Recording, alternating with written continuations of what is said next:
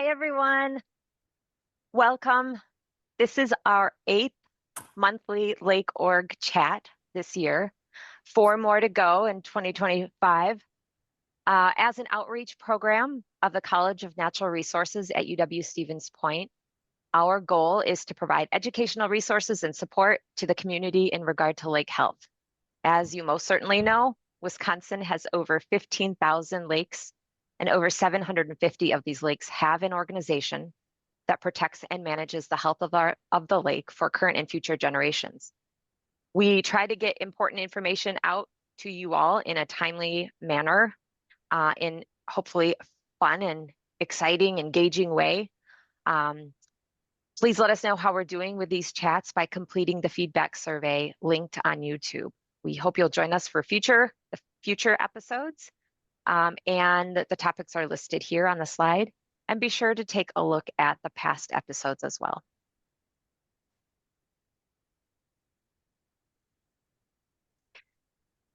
So in this episode, we'll be looking at how lake associations develop their memberships. This is sure to be an exciting episode and conversation. My name is Sarah Winju, and I'm the Leadership and Capacity Development Specialist for the Extension Lakes program at UW-Stevens Point. And I help to facilitate these monthly chats. I'm Carlson. I'm the Director of Extension Lakes at UW-Stevens Point. And we are pleased to be joined by 3 great people coming to us from lake associations all across the state of Wisconsin. I'm going to pass the torch over to Brad Dickinson from the Gilbert Lake Group.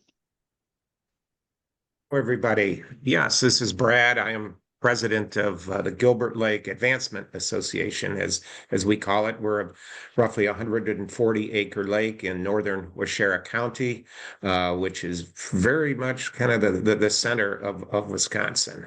And I've been in this position this will be my 3rd year coming up. Great. And we're also joined by Dave Quady. Good morning. I'm honored to represent Sand Lake Association and its membership. We are in Rusk County, and our southern part of the lake is in Chippewa County. I'm also a proud graduate of Lake Leaders Institute, crew number 15, and a member of the Capacity Committee. Donna? Good morning. Pleasure to be here. My name is Donna Carlson, and I'm the president of the Grindstone Lake Association and on the board of the Grindstone Lake Foundation. Grindstone Lake is located in Sawyer County, up in the northwest corner of Wisconsin. As with Dave, I was a member of Crew 13 and am now also on the board of the Sawyer County Lakes Forum, as well as Wisconsin Lakes. Great. Thank you all for joining us.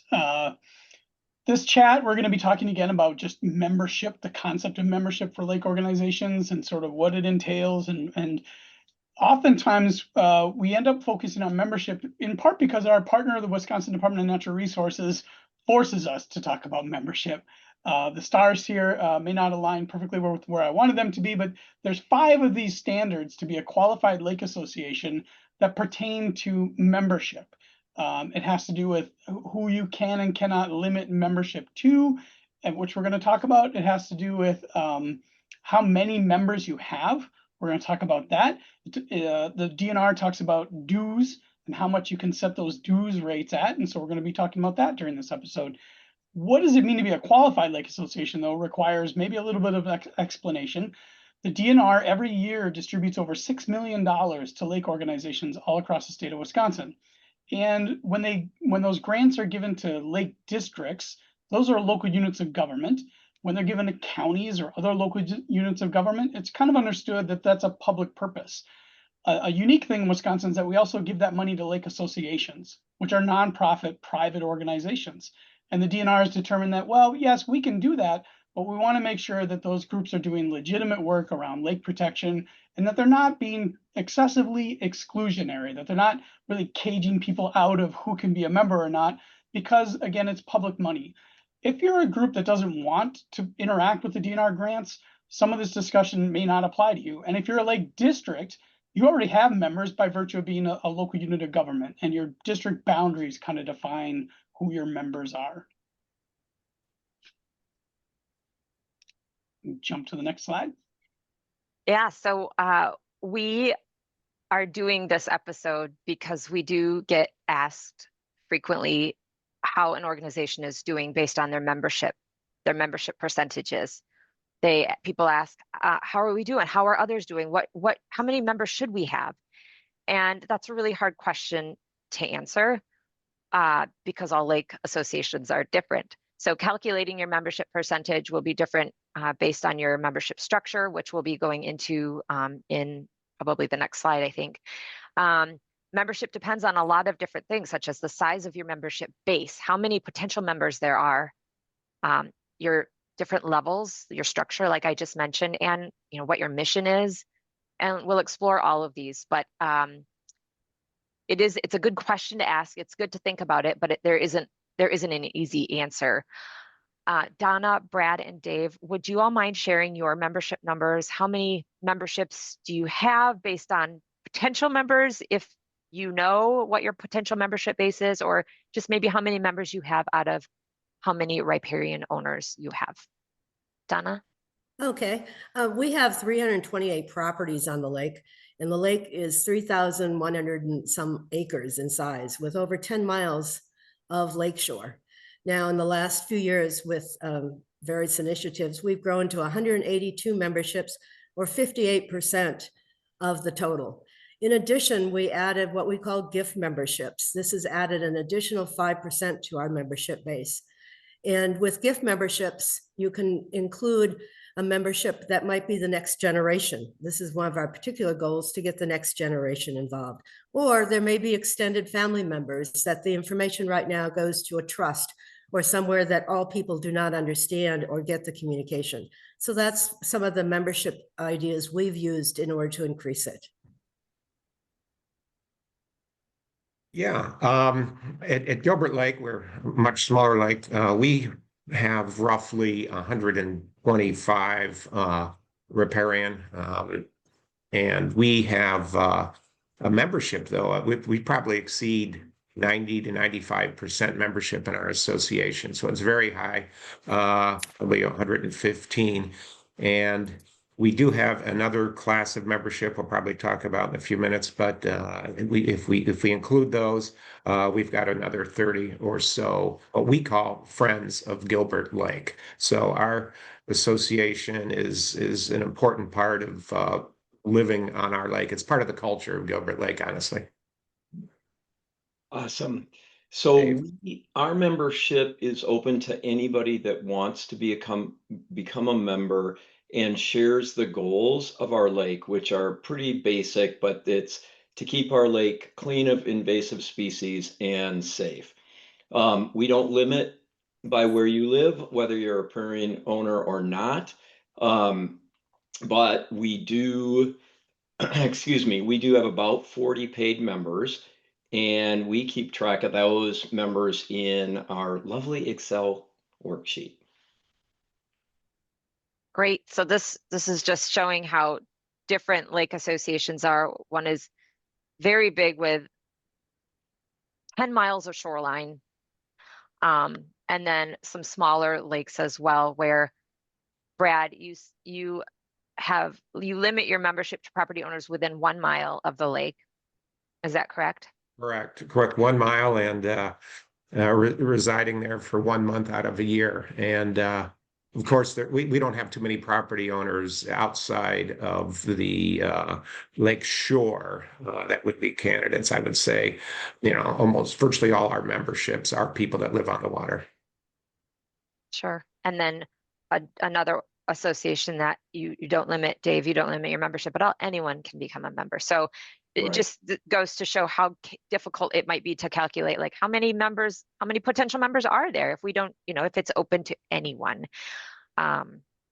So just wanted to hit on those points, that it might be pretty difficult to know what your potential membership percentage could be, but good questions to ask and good to think about. And Sarah, one more thing is that do you encourage local businesses or owners of that kind to also join the association, because they can be very helpful in promoting the health of the lake? You want them included and on your side. Yeah, to that point, Donna, Good segue. Yeah, well, before we get there, but we have 2 fairly large trailer parks. with not on the lake, but close to the lake. And we do encourage the owners to not only become members, but also distribute our pamphlets about keeping our lake safe and clean. Yeah, and here on this slide, we're just sharing some language from bylaws of lake associations explaining kind of the voting rules, as well as just kind of launching into a discussion of these different types of memberships. The one thing I want to go back to is that in the DNR's definition of a qualified lake association, again, they're saying if it's a person who lives within a mile of the lake or lives on the lake for a part of the year, your membership should be open to them. But also, if they join as a member, you can't really exclude them from votes. You can't have like a class of people where it's like, no, you're not a riparian, so you don't get to vote on these issues. Again, the DNR is just trying to make sure that these associations and the state money going towards them is not being used in an exclusionary fashion.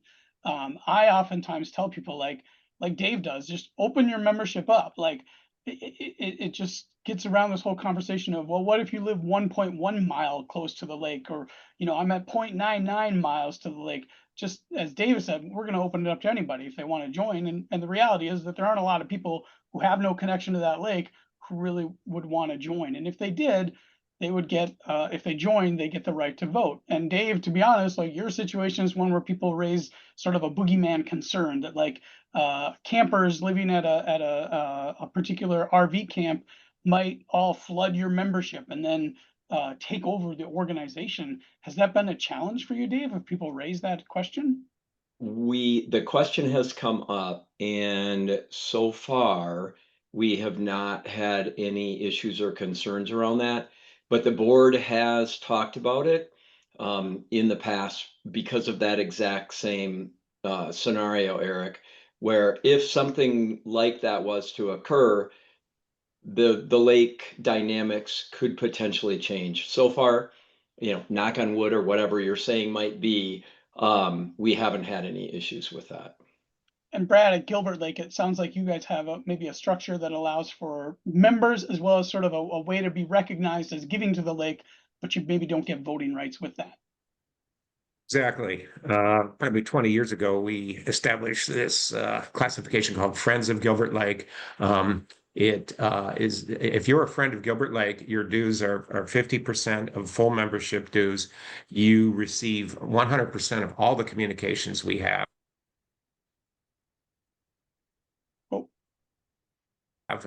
In terms of all the benefit. The only thing a friend of the lake is not entitled to is voting rights. As a member of our association, you're entitled to 2 votes.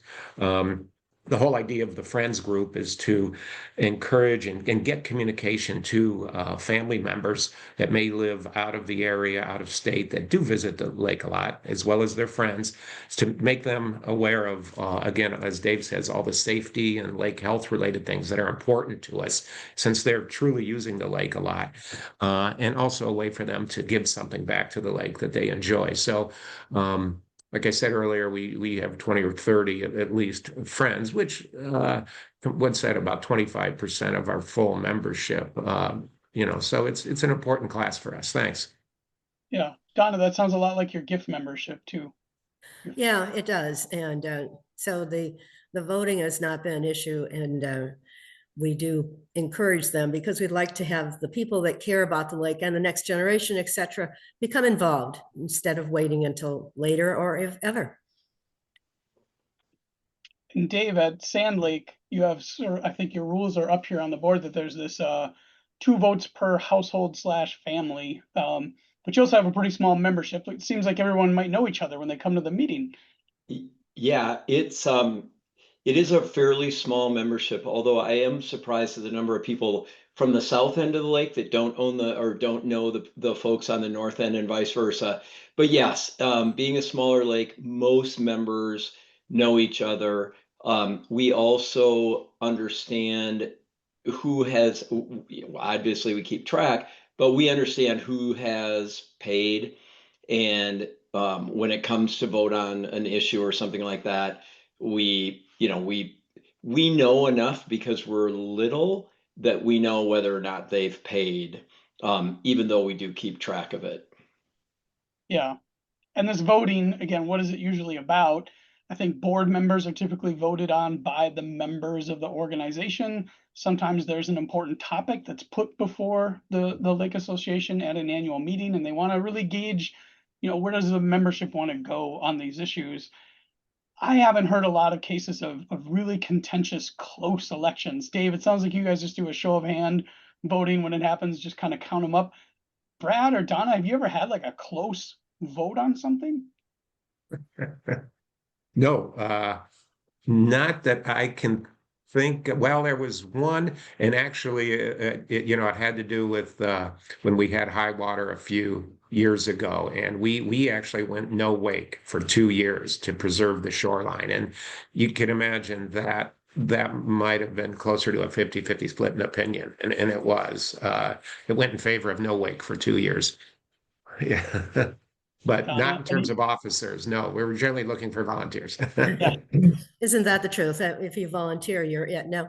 So one of the ways that we use the concept of not voting, but trying to find out what people are interested in is, and part of our comprehensive lake management plan, which was just done a couple of years ago, we did an extensive survey that went to all the residents on the lake. And it talked about everything from preferences for fishing versus this, high water, low water, you name it. So given that that's only about 4 years old, we use that as a source for information on trends or opinions of the population on the lake.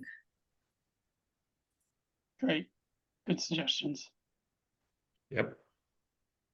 So we talked a little bit about becoming a member and then how much do you charge for your dues? And this question obviously will be different if you're a qualified lake association or if you're not. Qualified lake associations, as shown here, must charge between $5 and $50 for a membership, but correct me if I'm wrong, the code doesn't specify how to structure membership. So it's pretty much up to the association to come up with your structure, your membership structure. So each association can have individual, like we've already been talking about, individual memberships, family memberships, as long as all of these details are clearly laid out in your bylaws. Yeah, and I wanted to just share this example. Like groups then have to, sometimes they want to figure out how to get around this. Because sometimes I think a lot of people say $50 doesn't sound like a lot of money, to join an organization that is really your insurance policy for the quality of your lake. $50 just doesn't seem like a lot of money. Well, and people often want to be more generous. So just make it easy for them to be generous. This example from a lake association just shows clearly their membership is only $40. But then if you want to optionally give additional money to these different accounts, they're like, go for it, send us your money. The challenge this creates for them is that, again, when they have these different funds or endowments, they have to track those things. And we talked about that in another video about finances, which you can find on our YouTube channel. Dave, what kind of membership structure do you, or what fee structure do you have for joining Sand Lake? Yep. Our membership fee is $20 a year. Again, that's for family or individual, we don't care. And then we do, as kind of an incentive at our annual meeting, we do give away 1 year membership just to encourage people to come to the membership meetings and be active. So that's kind of a fun thing we do, but we like it and it seems to work. We also don't charge the board members a membership fee. They're already doing enough. We just say, as long as you're an active board member, your membership fee is waived while you're in office. We looked at changing our dues, and that comes up every couple years within the organization. And consistently, it has been voted down to change those dues. And the reason is we have enough money in kind of our general fund to do the things that we want to do. And if we have a special project, we do that one-off. So on this example you've got up there, you've got the fisheries fund and the first responder. We have buckets for all of those things also. And so we did an eyelids last year and we went and said, hey, thanks for your membership. Is there any way that you could give us a donation to help offset the cost of the cost sharing on that grant for the eyelids device?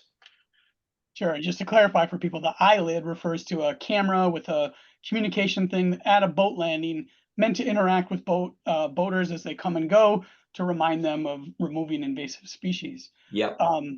Donna, how is your fee structure set up? Yeah, it's very similar in the sense that we have a $40 fee. But one of the things that we discussed in the past year was whether to implement on our website the ability to have automatic renewal of membership via credit card. And you often see this with other organizations. You simply, pay it every year automatically. And we decided not to do that because we wanted to be able to reach out to our members and remind them of the benefits, but also remind them gently, if not more so, that a donation is needed to keep the organization going and to offset the grant aspect that we don't get. So we didn't want people to take it for granted or think that, oh, it's just happening every year and not donate. So that's one of our approaches. Sounds great. Brad, what's the story at Gilbert Lake? Well, it sounds like we're the expensive lake to be a member of here at $50 a year. It wasn't too many years ago that we raised it to 50. I wasn't on the board, but I don't think we've had it. I have not heard of any complaints about that. Of course, that's the highest legal limit we could charge. I think, as you mentioned, we do allow all the convenient methods of payment that I know some of the other lakes do with Venmo and all, and that helps.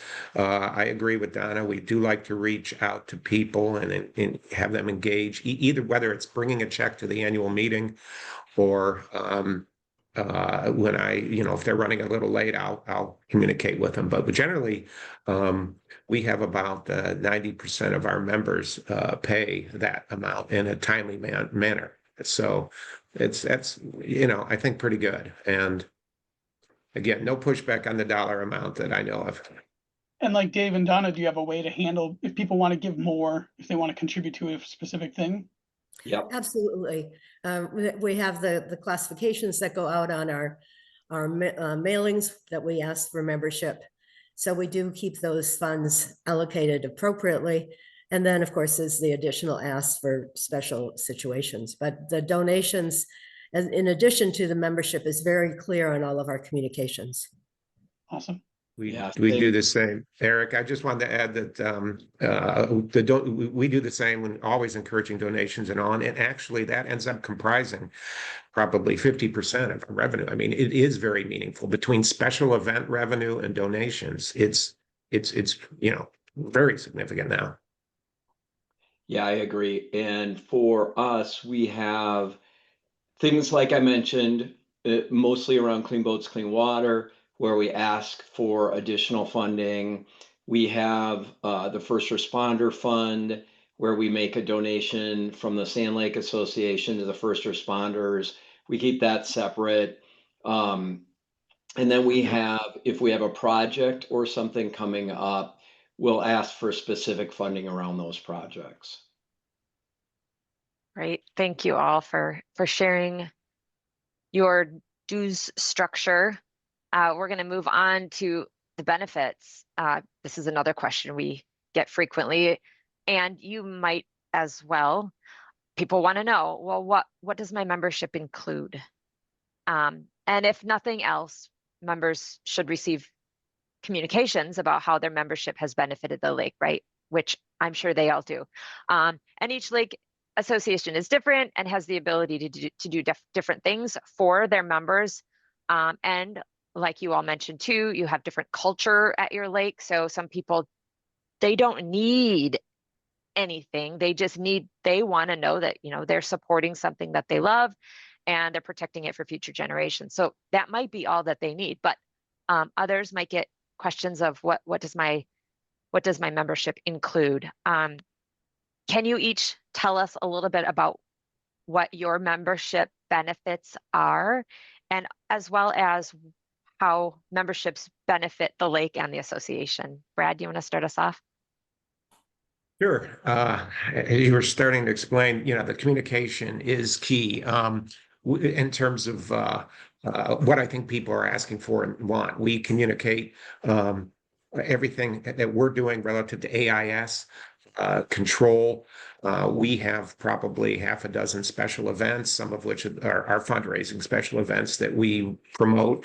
So we do it via 2 newsletters a year, email blast. We as a board, we probably do an email blast every couple weeks on things going on right now. And over the last year, the enhanced wake has been a big issue. For example, we like to keep people up to date, also. We haven't gone into doing text messaging yet, but we've talked about that.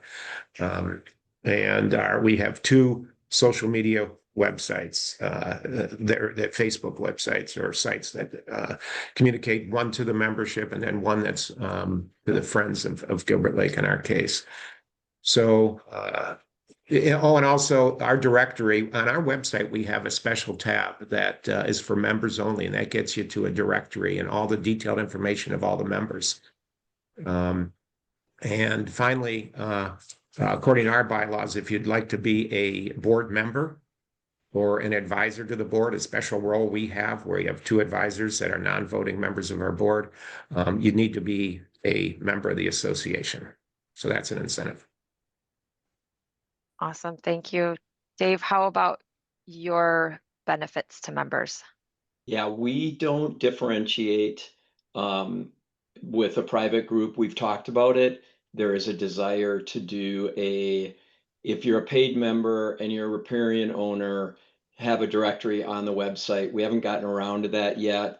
I love the idea, but for right now, we use Facebook, Instagram, X, and MailChimp to communicate information out. We have on our website, we always have a calendar that's out there that shows what's upcoming. Like this weekend, we have our fall meeting, and then we have a road cleanup in October. That stuff is all listed on our calendar, and it's a public website that anybody can get to. We also allow you to tell us about yourself.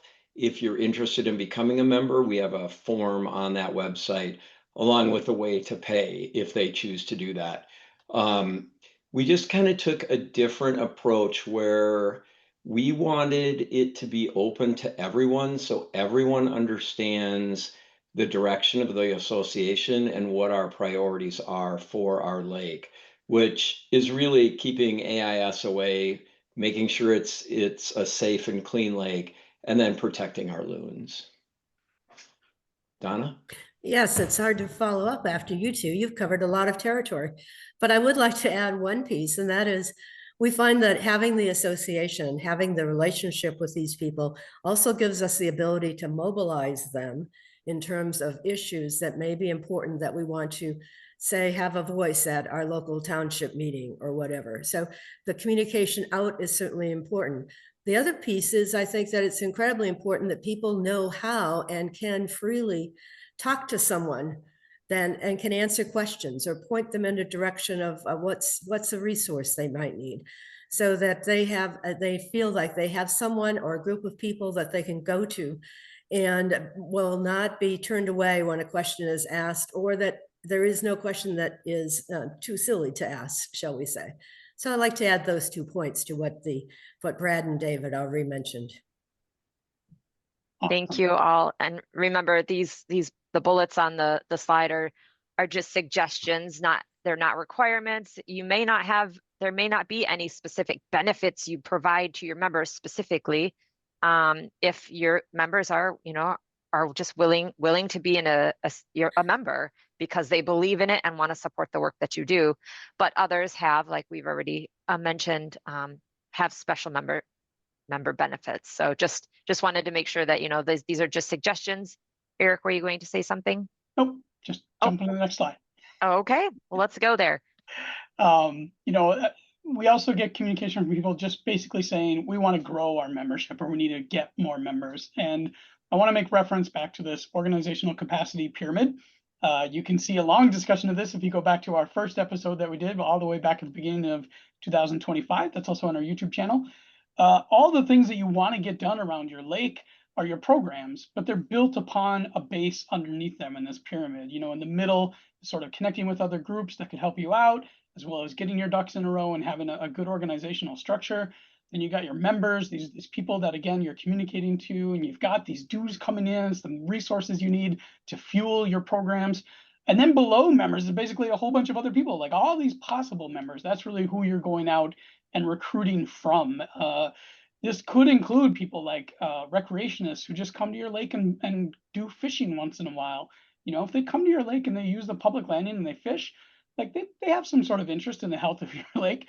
You might want to cultivate them, maybe to either, if they're not going to be a full-blown voting member, maybe you grow them to be a friend or a supporter, or maybe they kick in some funding towards fish stocking programs, which seems logical, right? So be thinking about all those possible future members. We also want you to think about, you know, having a plan if you're going to go out and grow membership. This isn't going to just happen totally by itself. So just some bullet points on here about, you know, being clear about what you're trying to do. Make sure you have a nice, clear mission statement so that people, when they want to know what is this group about, they can kind of get it in a really short, sweet nugget that explains what this organization is doing and what it's trying to accomplish. Talk about those benefits that we just mentioned, like those should be communicated out when you're recruiting members. Identify all those possible members, sit down with your board and brainstorm, like who maybe haven't you been reaching out to in the past, and how can you get them involved? And then one of our goals here is just to tell you to set a goal, or you know, communicate to you, like have a number that you can kind of measure yourself against, and don't be afraid if you don't quite get the goal. But I think it helps to have a target that you could report back to both the board and the members to say, hey, you know, we had a goal of getting 40 new members and we got 35, which is great. You know, it's 20 more than what we got last year. So having that as a plan for getting members, I think would be a good idea. Dave, I think your group has a nice mission statement that you communicate out to people when you're recruiting members. Sure. Yep, absolutely. So our mission is to keep Sand Lake and the surrounding areas clean, invasive species free, and safe for all residents and visitors. It's on our website. It was agreed to several years ago by the board, and then voted on by the membership. One of the things that has come up around membership and our kind of that we allow anyone to join. We've been asked, okay, well, if I'm a bar or a campground or something, can I advertise on your website? And we made the decision to say no, sorry. We do have a Facebook marketplace for people that want to put something, a doc or something out, but those are for members only. They have to be approved. But as far as the membership goes, again, we will allow anyone to become a member under the assumption that you're there to keep the lake free of invasive species and safe for everyone. Donna, what sort of pitch do you make to potential members? Well, interesting enough, we not only stress that we want to protect the lake, but we stress that the Grindstone Lake Association is a community, and it's a group of neighbors and friends that are very interested in this common goal of keeping the lake in its good shape that it is, but also to look to the future and to anticipate what might be concerns and to work for those rather than waiting for them to happen. So some of our members are long-term residents. We have legacy families that have been around 100+ years. We have ones that are here only for the weekend. So we have a great variety in terms of the people that are on the lake. Given the size of it, it's not surprising. But again, we want to make sure that we're creating wonderful memories. But we're looking for the future and trying to keep this environment that we have as perfect as it can be. Great.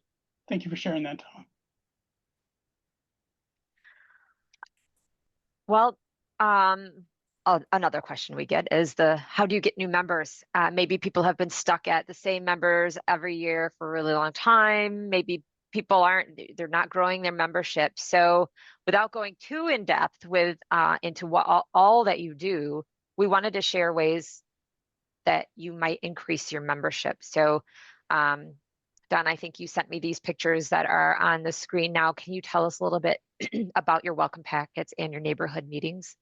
Oh, certainly. And with the size of our lake, we have people that become new owners that can easily get lost in the shuffle, so to speak. So we reach out to every new owner with this welcome package that's up on the upper right-hand side of the screen. And that includes not only a message from the president, it includes a map that shows exactly where our neighborhoods are and who's the leader for each neighborhood. And I'll speak to that further in just a moment. We also include a summary of our comprehensive lake management plan, that we have goals and we have things we're working for. And also brochures that promote best practices. And last but not least, our newsletter, which it comes out annually, is the colored piece on the document packet. But that's where we just start. We send those out to the tax addresses when we have a new owner on the lake. But then the neighborhood leader follows up with that owner. And we've divided our lake into 12 different neighborhoods based on geographic and commonalities. And that leader will visit the new owner, talk to him about the association, talk to him about the lake, a little bit about the quality and the culture that we have, encourage them to meet their neighbors and start including them in any kind of smaller community efforts. So we want the new owners to become part of the culture and part of the community rather than being ignored or just left to sort of figure it out by themselves. So that's part of our strategy, given the size of the lake and the number of people we have. Brad, can you tell us a little bit about your special events when it comes to getting new members? Sure thing. Yeah, we enjoy that, really building the community feel and getting to know neighbors around the lake that even though you've been there years, you don't know. And we really stress that. And we host, like I said earlier, maybe half a dozen or more events. We've got a successful 5K 1 mile fun run in midsummer. We do an evening paddle night with an expert speaker. This year it's on lake ecology. Golf outing, craft fair, picnic, and we promote these things heavily. Some of them are free. We pay for them out of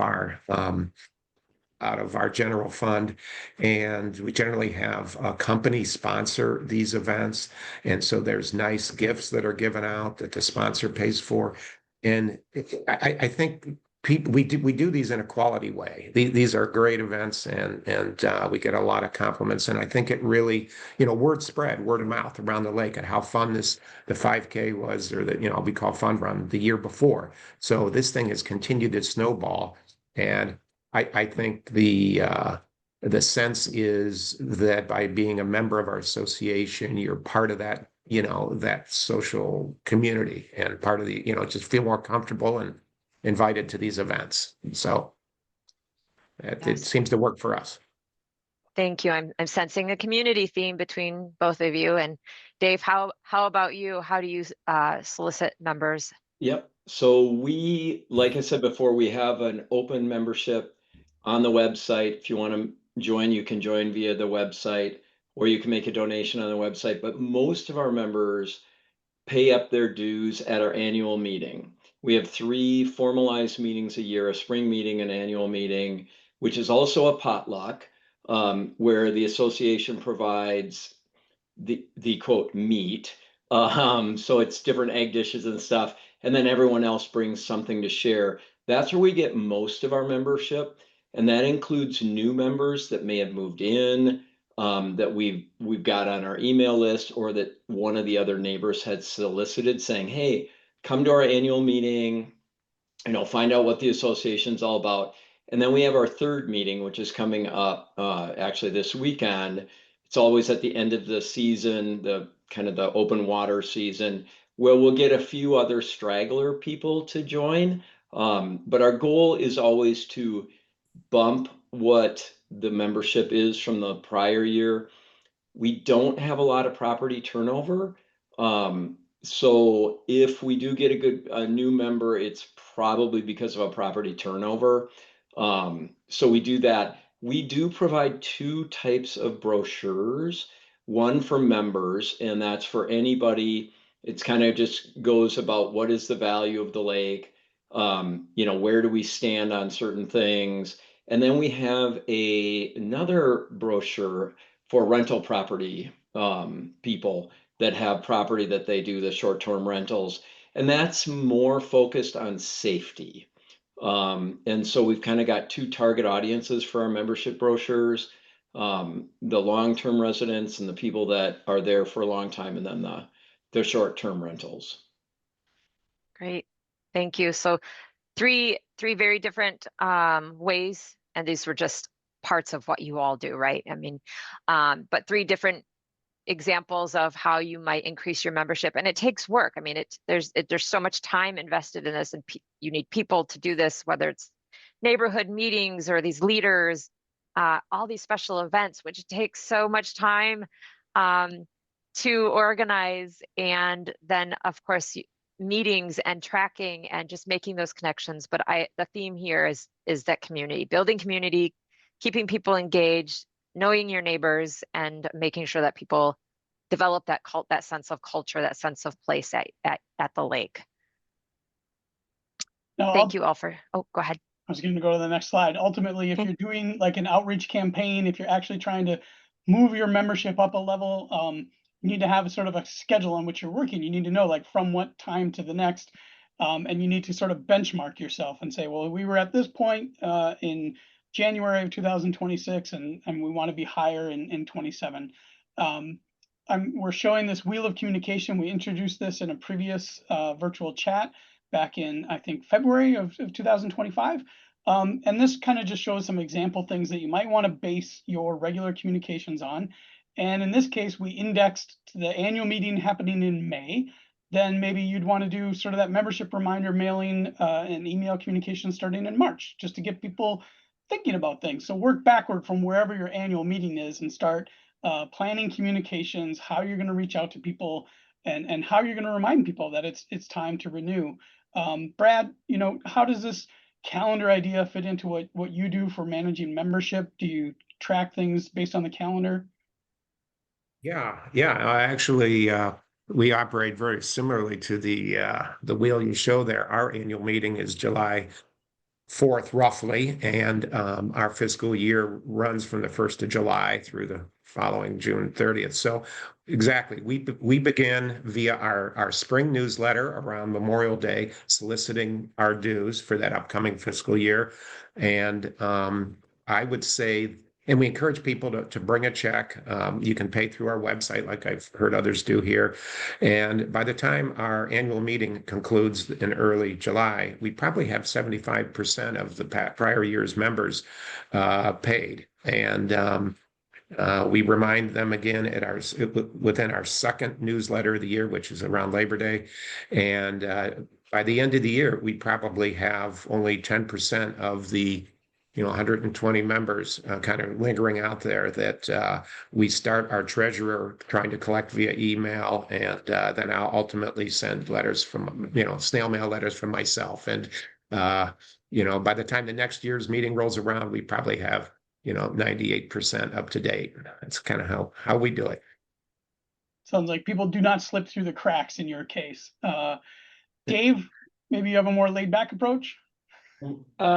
Slightly, yeah. We do solicit at all three of our meetings, like I had already mentioned.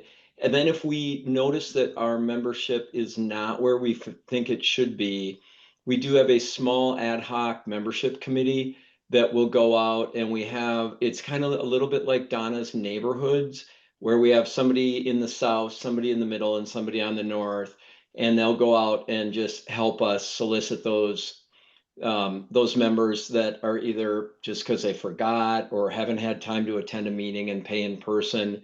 And that works pretty well for us. And Donna, I think you already mentioned, you reach out to people a couple of times. You have this relationship between joining and the newsletters that you send out. Yes, and then a point to add as well is that our first mailing, which is in the March timeframe, we send it out to all of the tax-based addresses, because we have a lot of people that do not live on the lake and have an address of record, so to speak. And that way we ensure that we speak to everyone that is an owner on the lake, regardless of where they may be located in the country. Then we also include those people that are on our association list that maybe aren't on that tax list because they're businesses or whatever, but people that have belonged in the past. Then, as Brad and Dave were talking about, we reinforce that at any of the meetings that we have. We reinforce it in our newsletter. And then we do have one final ask that we do towards the end of the year for donations to remind people that, you know, we're a nonprofit, you can give us more money. And that does end up soliciting a few stragglers that just, oh yeah, I never did do this. And every once in a while we get someone that pays twice and we just consider that a donation. That's the way we work. Donna, you mentioned the tax listings. Do you work with the county or you just use the? It's we work with the county. We work with the county. That's public information that we can obtain. So that way we're sure that we have everyone that is the current owner of record in order to be able to communicate with them. And we've tried, you know, working only with local addresses and what have you. And many people don't have even a mailbox or you name it, and may not be in this part of the country during the entire year. So the tax address has become very valuable to us for tracking down those folks that actually have ownership on the lake. That's a great strategy. So tracking membership, moving right along, right? This can be one of those like, oh, this, how do we track membership? How do we keep track of people? How do we track if they've paid or not? And you mentioned, Donna, some people might pay twice. That's something I would do, and I would just forget, and I'd pay twice, and I even know it. Life gets busy, right? So I think you all track your membership by some type of maybe shared spreadsheet, Excel, a Google spreadsheet or something. But others also might subscribe to these membership-based software programs. So we wanted to include this slide just to make sure that organizations out there knew that these membership software options existed. There is a fee for them, but they might be helpful if it is something that you're struggling with and need help. Can you each share briefly how you track your membership to make sure that dues are paid on time and nobody gets missed? You mentioned it briefly, so just maybe this is like a recap of how you do it. Donna, do you want to start? Yeah, in fact, I've learned quite a few things today just in this discussion, because we have the age-old version of the Excel spreadsheet, and that someone individually manages that, and we have a backup copy, but we do not allow just anyone to add or change data in that Excel spreadsheet, because that's courting disaster. But we would like to make it more sophisticated, just because the flexibility would be nice to add additional data and incorporate it into the communication structure a little bit more. So great, thank you. Brad, how about you? Yeah, we converted to a Google Doc setup last year that the secretary manages. We call it our roster, and the treasurer and myself have access to it. The secretary is the only one who can edit it. We do also not only track all the members, you know, addresses and emails, but their addresses at their primary residence, if they're not full-time on the lake, is in there, and cell phone numbers. And then we also have columns to the right that are indicating the class of membership, whether they're a normal or regular, whatever member, or a friend of Gilbert Lake, and what their due payment status is. This spreadsheet or Google Doc is updated on our members only section of our Lake website a couple times a year. Those last couple columns are not included in that version that's available to our members. So once we got it cleaned up and up to date, it hasn't been too hard to manage, partly because, as Dave mentioned, we don't get, you know, too many turnover. We've only got 120 or so members. So once it's clean, it runs pretty smoothly. Great. Yeah, and we Dave? do. Yeah, sorry. We do something very similar. In fact, this last year, we had a 50% change of our board members. which gave us an opportunity to maybe take a look at some of our membership processes and say, could we be doing this a little bit more effectively and efficiently? And so we did move it to Excel, where we will, very similar to Brad, we've got, did you pay this year? Were you a member last year? Things like that, which will help us track. Again, we have a fairly small lake. We know most of it. Well, we know the board knows all of the membership, and most people on the lake know each other. So if somebody moves or sells or something, we generally know about it right away, and then we'll go out and approach the potential new owners, or we'll find out what's going on with the current ownership. Brad and Dave, I think you both use MailChimp to get your emails out to members. Can I ask is this a free version or is there a fee for you to use it?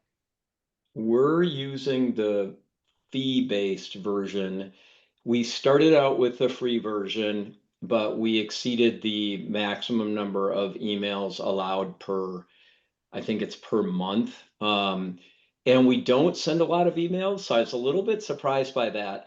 But during our busy months in the spring, when we're trying to get things organized, and then in the winter for our winter project, because we always do some sort of fish habitat project in the winter, we found that we went over the quote free limit. So we're just on, I think it's called basic.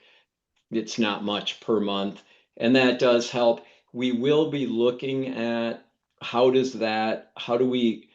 can we keep that MailChimp database up to date with our membership database, but we haven't done that task yet. Yeah, very similar here. We do use MailChimp. I thought it was the free version. I honestly need to check because Dave, we, as I said earlier, send quite a few emails out. In fact, at the annual meeting this year, I asked kind of an open question to everybody present. Do you feel like you're getting, bombarded with too much information, or feel you're getting too little? And the consensus was it was kind of the Goldilocks amount, right in the middle, and they were happy with it. So we're continuing to use that MailChimp email blast quite a bit. And if we're paying for it, it's very nominal and totally worth it. And I think it's kept up to date. Well, I know it's kept up to date by our secretary, but I'm not sure if she's able to do an automatic upload or merge of the data from our Google Docs over. I'd need to research that, but that'd certainly be slick if you can do that. Yeah, absolutely.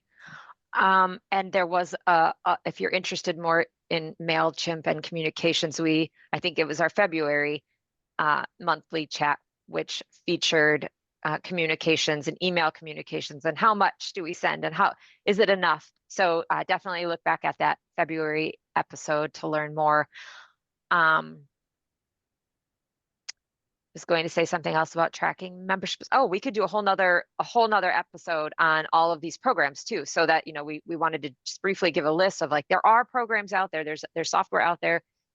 Look into it, look into the pros and cons of each, the costs, see if it works, if it's something that you need. But what I'm hearing in this group is that you use a combination of Excel and then an email software program that helps you communicate out to all those members. So feel free to reach out to us if you have any questions about any of these programs. I'd like to explore them more too and hear more from the lake associations that are using some of these tracking software programs. So we're coming up on the end of our monthly chat here, and we wanted to leave you with a few additional strategies or just a recap of some of the things that we've talked about based on your experiences and how to increase your membership. So these are only a few ideas. If you have additional ones, please feel free to send them via the feedback form that we'll be sharing on our YouTube channel. So the first one, I don't know if we mentioned this, but have a policy and procedures manual. This is just something that's a good idea to have regardless, based on membership or not, just to make sure that it's specifically outlined of what we do to gain members, how do we track memberships, have that written down in a manual so that future board members and volunteers have access to those processes. Communicate with your members regularly, which this has been a theme throughout this chat. Make sure that members hear from you frequently, regularly, that they're getting the information that they need, and show value. That why would I become a member? What are you doing? Brag about what you're doing as an association. Brag about the lake. Make people want to be a member. Be clear on your membership information. We talked about that, making sure that how much is the membership? What's the membership structure? Make all that very clear and on your website, so that if I go to your website, I can easily find a place about membership, so that I it's not hidden anywhere. I don't have to reach out to anyone. It's all very easy to find.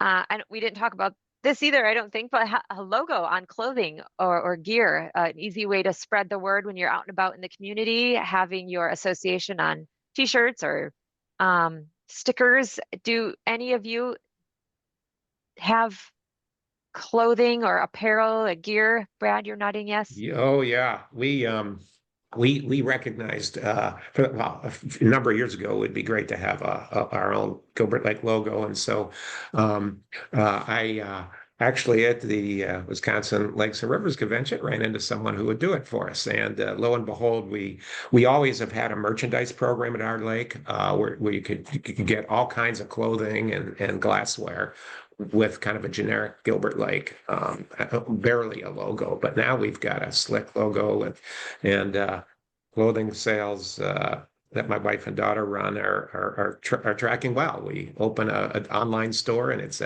it is a good way to advertise the lake. I'm glad you put it on the list here. It makes money for the lake, but also I think instills that sense of community that you referred to so often. Yeah, I agree. We did a revision to our logo. We have some very talented members and or their kids that know how to do stuff like that. And the board asked for a volunteer to make our logo kind of more up to date and current. And we did that. And then we revised our apparel and opened up that store again, like Brad, on a website. We make a little bit of money off of that, but it's more about building that community around Sand Lake. And you've got your logo wear. I always have my logo wear on for all of our meetings. A lot of people you'll see them out and about with their logo wear, which we just love. And certainly another comment on that merchandise is that when people are out and about, whether you're at a music event or something in the community, many times I've seen people go up to each other and say, "Oh, you're on Grindstone Lake too. I didn't realize that," again, because of the size. In addition, with us for our merchandise, we have a neighborhood leader t-shirt that is specifically available for those people that are playing this most valuable role for us in building community. Great, thank you all. So 6, build your community. Already have gone through that. 7, we have offers. So we were talking about maybe offering a 1-year free membership for new residents, or free membership in other ways, just that incentive, a fun way to get new feet in the door to be new members. We talked about opening memberships to a larger base. So think about that, if it would be beneficial to your organization. Celebrate members. We want to make sure we celebrate each other and what we're doing, what we're each doing, what volunteers, how are we helping to improve, protect our lake for current and future generations.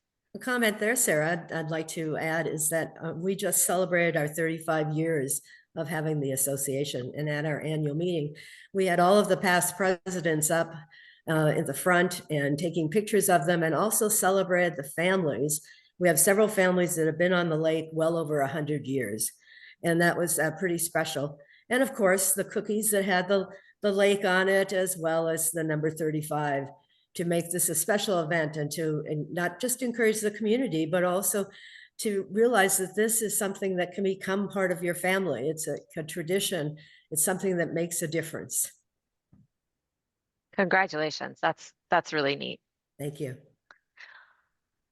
And then number 10, we just have work collaboratively with your board on membership. So it isn't just one person's job to maintain, recruit, track memberships. It's a big job, and it's super important, as you've heard throughout this last hour. So you might have multiple people working on this, a whole committee, and it's definitely worth it to make sure that that work is spread out, and it's also more impactful, and it will increase your numbers, I think, in the long run. Anything else, Donna, Dave, Brad, Eric, to add to this list?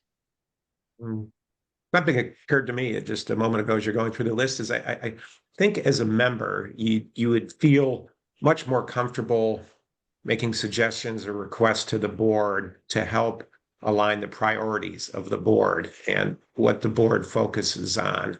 For example, this year, we had a lot more geese on the lake, and we're working through that. But that affected just a handful of it affected a handful of riparians much more than others. And for them to come to us as a member, I think was very easy. They weren't an outsider; they're part of us, and said, "Hey, we need to raise this in your consciousns. We need to devote time and money to try to address this challenge." So I think the bottom line is members can influence the agenda of the board, hopefully more readily or conveniently. Awesome. Thank you. Anything else to add? I think the one thing you've heard over and over today in terms of membership is creating the community, and that people care about each other and will consequently care about the lake that they all have in common. And if you can establish that community, then membership is going to be easier as time goes on. Yes, agreed. Thank you. And you've all been part of our community. So thank you, Donna and Brad and Dave, for joining us in this virtual chat. We're going to share this out with an even bigger community all across Wisconsin and beyond, just talking about membership for lake organizations. So thank you, Donna, Brad, and Dave. And thinking ahead, maybe not quite as exciting, but certainly relevant to a lot of lake organizations, is the question of insurance. What type of insurance do we need to have? Different types of insurance, all sorts of things. We're going to bring on some guests who know more than Sarah and I know about insurance to help navigate some of these questions. We also need and encourage you to give us feedback on these videos. You'll find a link on YouTube to just a really quick survey that gives us some immediate feedback as to which direction we should be headed with these, and how we can make this even better in the future. So thank you, and thank you, Sarah, for helping to organize this episode. Thank you, everyone. Thanks, Donna, Brad, and Dave. Thank Talk you. soon. Thank you. Happy to be part of it. Bye-bye.